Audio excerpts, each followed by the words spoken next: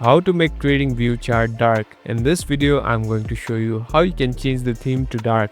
First of all, open the application. Now here on the right bottom, you can see this menu icon. Tap on this menu icon. Now on the top at the right hand side, you can see the settings icon. Tap on it again. Here you'll be able to see the option called theme. So just select on this theme. So as you can see, it has been default selected to light. Now you can simply tap on this dark mode. So it has been enabled. Now it will take some time. So if you go back, all the charts and all the stocks and companies that you have and the whole application has turned into dark. Now you can surf it and everything is dark. People might love this theme too, but the ones who have problem watching can use the white theme also. Thank you for watching this video. I hope this video will help you.